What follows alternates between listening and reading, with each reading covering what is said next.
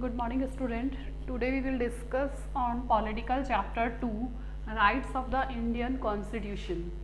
Now it is the last right, ठीक है, right to constitutional of remedies.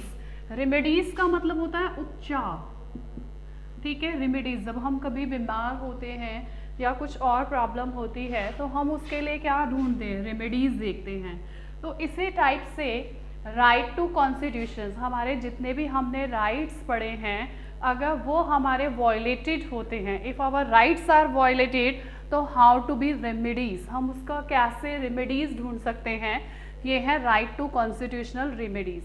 Right to constitutional remedies is very impressive rights in the Indian constitution. ये Indian constitutions के अंदर बहुत ही impressive rights है और list के अंदर इंक्लूडेड है.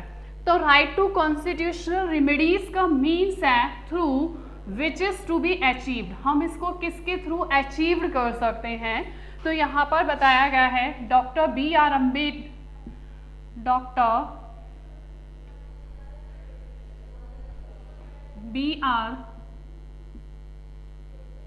Ambedkar said it is heart and soul of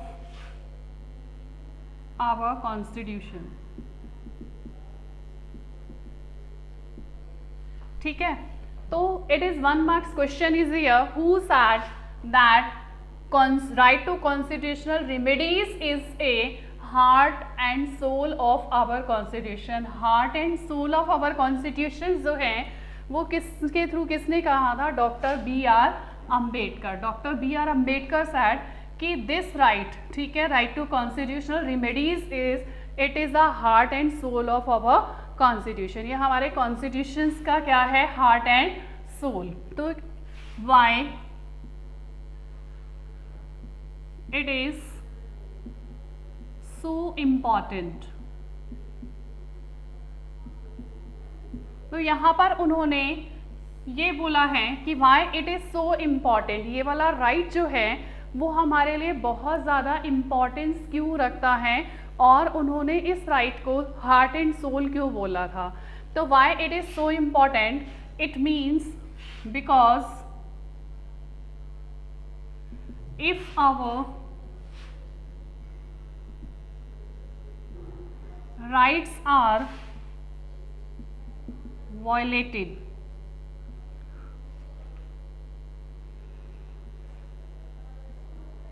people can go to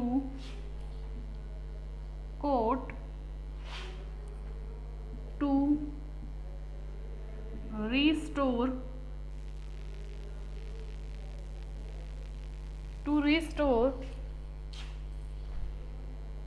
it.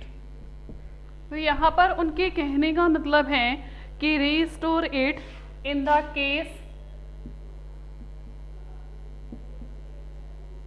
Case of violation. तो यहाँ पर why it is so important, ये इम्पॉर्टेंस क्यों रखता है ये राइट हमारे लिए, क्योंकि because if our rights are violated, अगर किसी पर्सन का कोई राइट्स वायलेटेड होता है, then people can go to a court to restore it, अपने राइट को रीस्टोर कर सकता है इन द केस ऑफ वायलेशन. अगर वायलेशन हो रहा है उसके राइट्स का तो वो उसको रीस्टोर करने के लिए कहाँ पर जा सकता है, कोर्ट के अंदर जा सकता है. फॉर एग्जाम्पल, अगर आपका कोई राइट्स वायलेटेड हो रहा है, राइट टू इक्वालिटी है, राइट टू फ्रीडम है, then we can apply to the court if our rights are violated. हम कोर्ट में जा सकते हैं अगर हमारा कोई राइट जो है वो क्या हो रहा है, वायलेटेड हो रहा है. तो नेक्स्ट इसमें आता है courts can give special order to government. It is called writs. तो हमारे अगर कोई राइट्स वायलेटेड होते हैं तो court can give special order. Court जो है वो गवर्नमेंट को स्पेशल ऑर्डर गिवन करती है, it is called the writs. हम उसे क्या बोलते हैं? रेट्स बोलते हैं। I again repeat, right to constitutional remedies मतलब it is a important rights in our constitutions. It means through which is to be achieved. हम इसे कैसे अचीव करेंगे? Doctor B R Ambedkar said it is the heart and soul of our constitution. ये rights जो हैं वो हमारी country, हमारे कॉन्स्टिट्यूशंस का क्या है? Heart and soul. तो उन्होंने ये क्यों बोला था कि हार्ट एंड सोल है, और why it is so important? ये हमारे लिए इम्पॉर्टेंट क्यों है? Because if our rights are violated, अगर हमारा कोई सा भी राइट्स वायलेटेड होता है, if our rights are violated, people can go to the court, high court और डायरेक्टली सुप्रीम कोर्ट में भी जा सकते हैं। तो you can go to the high court and supreme court to restore it in the case of violation. अगर आपका violation हो रहा है तो आप अपने राइट्स को रीस्टोर करने के लिए हम कहाँ जा सकते हैं? कोर्ट में, whether it is a high court or a supreme court. Now courts can give, हमारे जो राइट्स हैं उनको रीस्टोर करने के लिए courts can give special order to the government. Government को क्या दिया जाता है? स्पेशल ऑर्डर गिवन किया जाता है, it is called the rates. उससे हम क्या बोलते हैं? रेट्स। तो टोटल 5 रेट्स जो हैं, 5 स्पेशल ऑर्डर जो हैं वो गिवन किए जाते हैं। टोटल कितने हैं? 5 रेट्स और special order to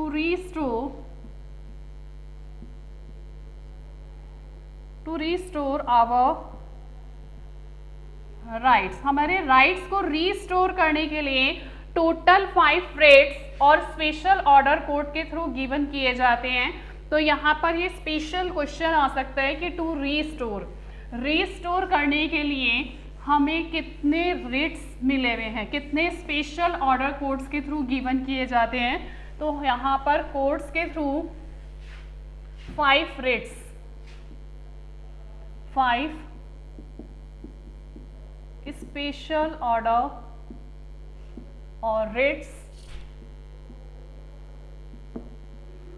are given by the court to restore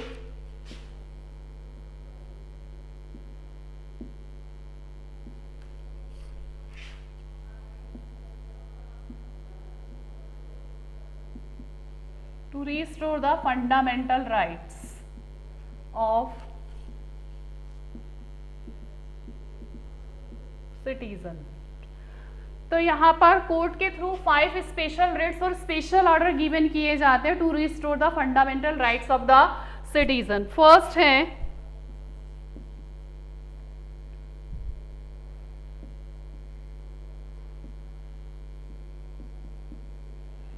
है habeas corpus. Habeas corpus it is a Latin word, ये एक टाइप का लैटिन वर्ड है। A writ, it means that court can give order to the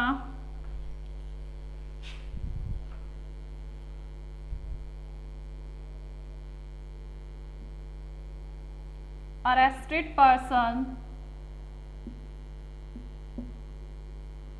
should presented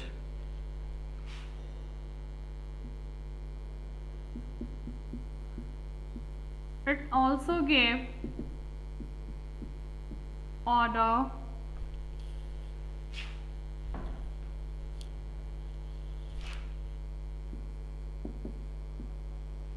free of person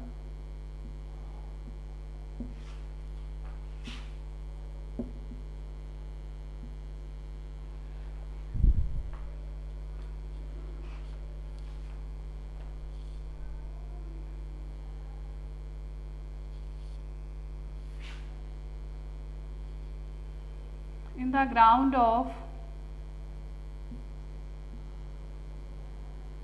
unlawful and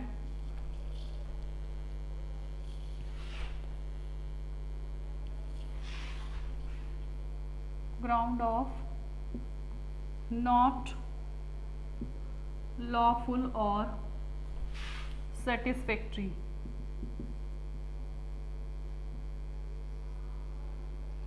तो सबसे पहले habeas corpus, ये सबसे पहला जो है वो ऑर्डर कोड गिवन कर सकती है, और इसके according it is a Latin word. Habeas corpus जो है ये एक लैटिन वर्ड है. इसका मीन्स है the court can give order to the arrested person should presented.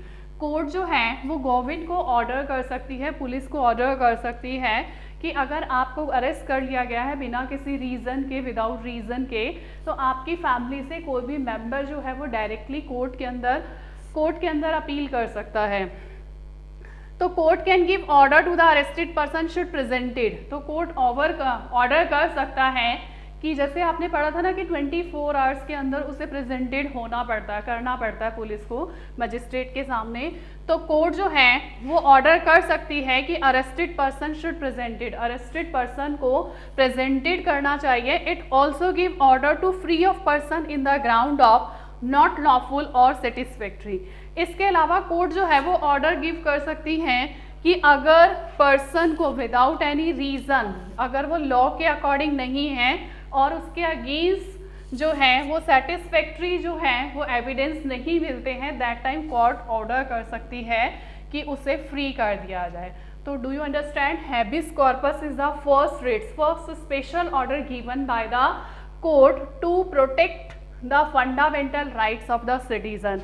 Habeas corpus, it means the court can give order to the arrested person should present it. Court order कर सकती है कि arrested person को presented किया जाए, और it also can give order to free of a person in the ground of not lawful और satisfactory.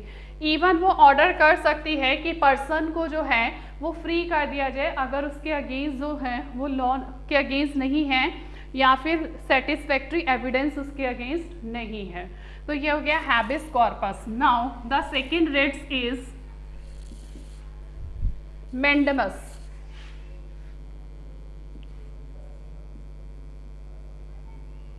Mandamus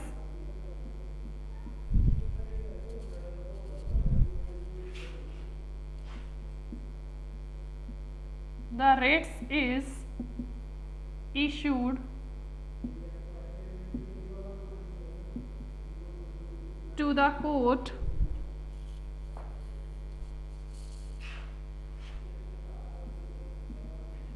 finds that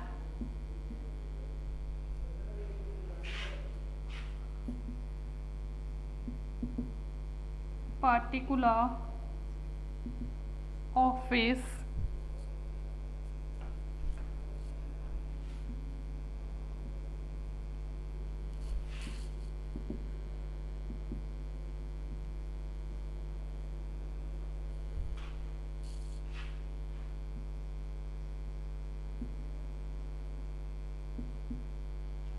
legal duty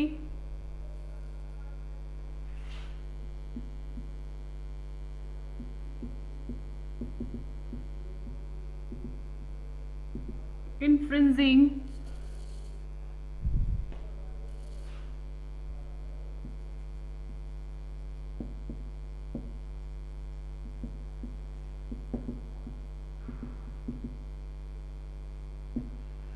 now the second writ is mandamus.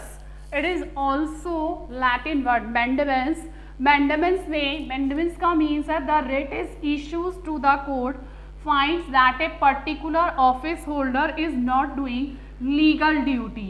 अगर court को लगता है कि कोई भी गवर्नमेंट ऑफिस जो है वो अपनी पर्टिकुलर लीगल ड्यूटी नहीं कर रहा है, उसकी जो रिस्पॉन्सिबिलिटी है या उसकी जो लीगल ड्यूटी है वो उसको फुलफिल नहीं कर रहा है, और thereby infringing on the rights of individual, और अपनी ड्यूटी ना करते हुए वो दूसरे के राइट्स को इन्फ्रिंजिंग कर रहा है, वायलेटिंग कर रहा है. तो मैं इसको एग्जाम्पल्स के थ्रू बताती हूँ. फॉर एग्जाम्पल,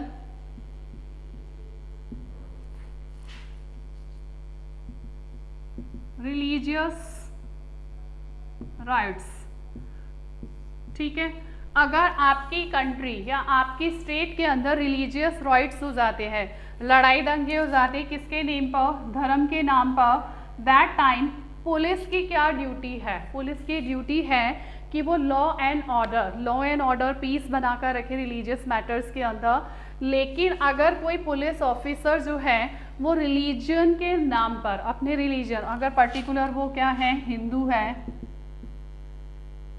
ठीक है, अगर कोई पुलिस ऑफिसर जो है वो हिंदू है और स्टेट के अंदर रिलीजियस राइट्स हो रहे हैं, उस समय पर उसकी क्या ड्यूटी बनती है एक पुलिस ऑफिसर की, कि वो वहाँ पर लॉ एंड ऑर्डर बनाकर रखे, ना कि धर्म को, अपने रिलीजन को प्रमोट करे। तो उसने कहा फॉर एग्जाम्पल अगर वो हिंदू है, अगर वो पुलिस ऑफिसर हिंदू है और वो हिंदुओं को ही प्रोटेक्ट कर रहा है, हिंदुओं को ही, हिंदू धर्म के लोगों को प्रोटेक्ट कर रहा है, जबकि मुस्लिम और अदर सिख जो धर्म के लोग हैं वहाँ पर उनके राइट्स को क्या कर रहा है, इन्फ्रिंजिंग कर रहा है, वायलेटिंग कर रहा है, तो वहाँ पर उसकी ड्यूटी क्या बनती है कि वो ऑल रिलीजन को इक्वल समझे और उनको प्रोटेक्ट करे। तो do you understand? It means the court finds that a particular office holder is not doing legal duty. तो यहाँ पर हमने देखा कि पुलिस जो है वो अपनी लीगल ड्यूटी नहीं कर रही है, ठीक है ना, लॉ एंड ऑर्डर जो है वो फॉलो नहीं कर रही है, जिसकी वजह से अदर्स का जो राइट्स हैं इंडिविजुअल का वो इन्फ्रिंजिंग हो रहा है, वॉलेटेड हो रहा है। एग्जाम्पल के लिए हम बता सकते हैं रिलीजियस राइट्स हो गए हैं आपकी स्टेट के अंदर, अगर कोई पुलिस ऑफिसर जो है वो अपनी ड्यूटी, लीगल ड्यूटी वहाँ पर नहीं कर रहा है, पीस एंड ऑर्डर वहाँ पर नहीं लेकर आ रहा है और अपने रिलीजन को प्रोटेक्ट कर रहा है, उस समय कोर्ट जो है वो यहाँ पर एक स्पेशल ऑर्डर जो है वो गिवन कर सकती है, mandamus. Is it clear? Now third,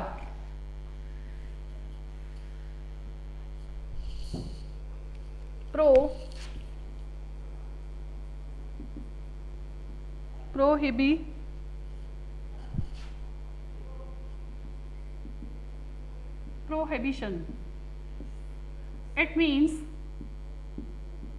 निषेध, मना करना, किसी चीज को रोकना। तो it mean the writs is issued a high court. The writs is issued by the high court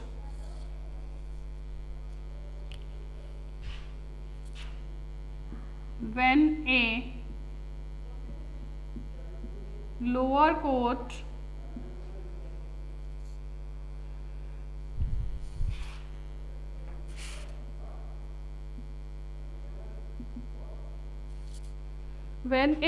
court consider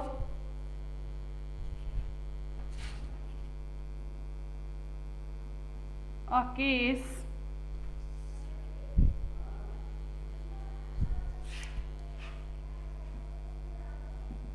going beyond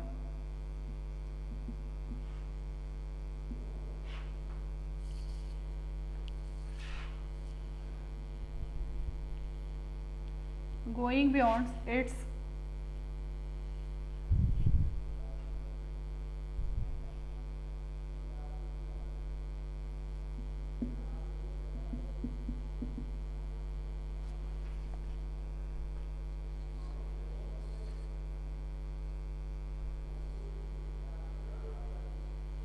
jurisdiction।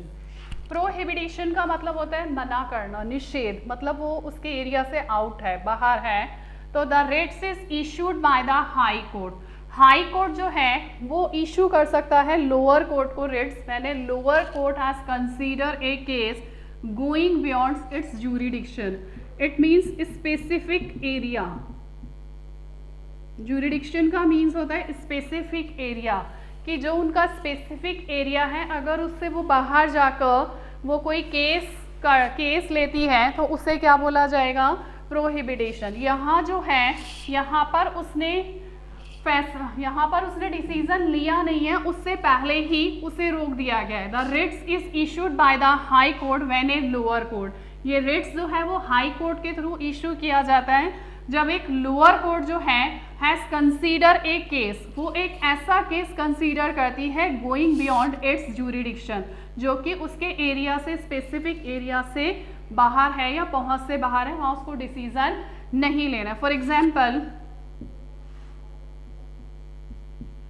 To states में state dispute, MP and Rajasthan, अगर दो स्टेट्स में किसी बात को लेकर कोई डिस्प्यूट हो जाता है, for example MP and Rajasthan के अंदर कोई डिस्प्यूट्स हैं, तो यहाँ पर सेंट्रल गवर्नमेंट को पावर है कि वो इस डिस्प्यूट को सॉल्व करेगी। अगर गवर्नमेंट जो है, यहाँ पर सेंट्रल गवर्नमेंट को पावर है, अगर सेंट्रल गवर्नमेंट की जगह स्टेट जो है वो इस डिस्प्यूट्स को सॉल्व करने की कोशिश करेगी, दैट टाइम हाई कोर्ट जो है वो सेंट्रल गवर्नमेंट जो है वो कोर्ट के थ्रू एक प्रोहिबिटेशन का रेट्स जो है वो इशू कर देगी कि वो उसके ये जो इशू है वो किस चीज़ का है, सेंट्रल गवर्नमेंट के अंडर का है। तो the rates is issued by the high court when a lower court has consider a case going beyond it's jurisdiction, specific area से आउट है, दैट टाइम ये रेट्स, ये it is a third rates. Fourth, fuero quo warranto,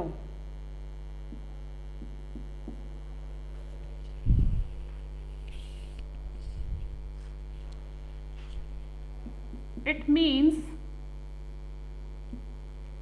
court find that a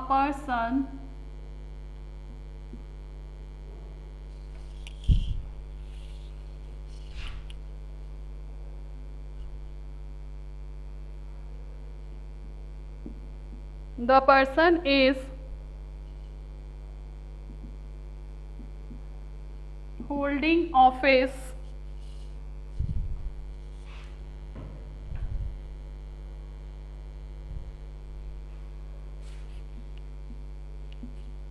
but is not entitled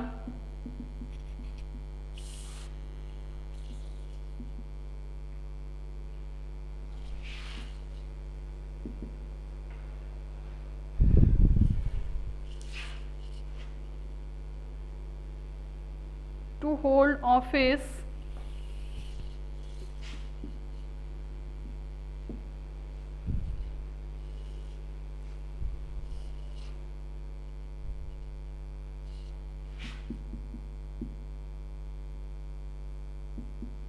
this rates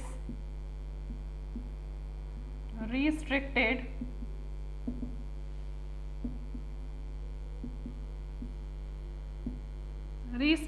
the person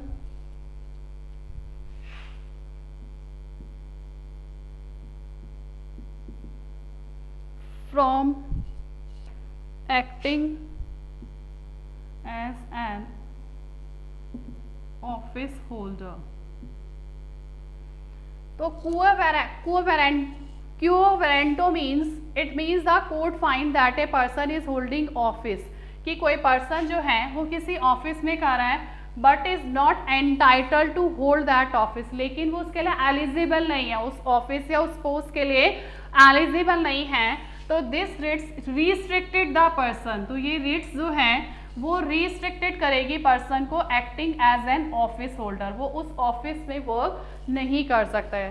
तो क्यो warranto means कि court finds that a person is holding office, एक person जो है वो एक ऐसे office में किसी पोस्ट पर वर्क कर रहा है but it is not entitled to hold that office, लेकिन वो उसके लिए एलिजिबल नहीं है, मतलब उसको उस कंडीशंस को या उसकी क्वालिफिकेशन को फुलफिल नहीं कर पा रहा है। This rates is restricted the person, तो ये रेट्स जो है वो उस पर्सन को रिस्ट्रिक्टेड करेगी कि acting as an office holder वो उस पोस्ट पर वर्क कर पाएगा। It is a fourth. Fifth है सर्टिएरो,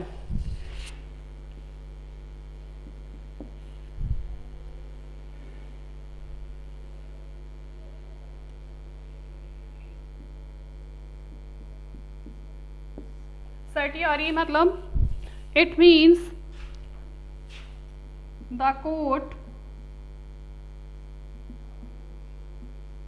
order is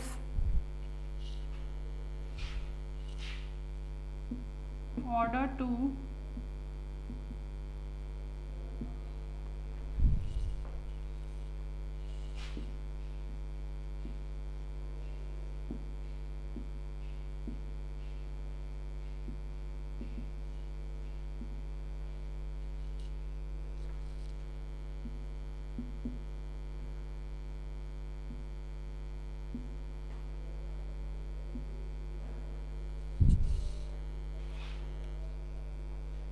transfer a pending case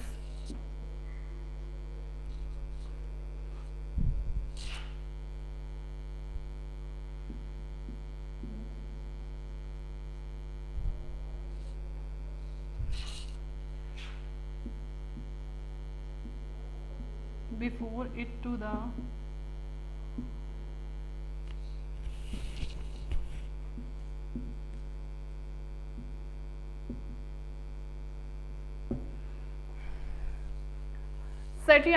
certiorari means the court order is to the lower court. Court जो है वो लोअर कोर्ट को ऑर्डर कर सकती है अदर अथॉरिटीज को इशू कर सकती हैं कि to transfer a pending case और मैटर, कि लोअर कोर्ट जो है वो हायर कोर्ट में प्रेजेंट करने से पहले उन ऑर्डर्स को क्या कर सकती है, ट्रांसफर कर सकती है. Authorities transfer matter pending before it to the higher court. For example कि हायर कोर्ट में, सुप्रीम कोर्ट में, हायर कोर्ट में देने से पहले वो लोअर कोर्ट जो है वो उसको ऑर्डर कर सकती है, कोर्ट जो है वो ऑर्डर कर सकती है लोअर कोर्ट को और या उसकी अदर अथॉरिटीज़ को कि किसी भी केस को, किसी भी पेंडिंग मैटर को हायर कोर्ट में देने से पहले उन्हें ट्रांसफ़र किया जाए. तो ये हमने 5 रिट्स देखी हैं. ये 5 रिट्स जो हैं स्पेशल ऑर्डर हैं जो कि प्रोटेक्ट करते हैं fundamental rights of the citizen को. Thank you.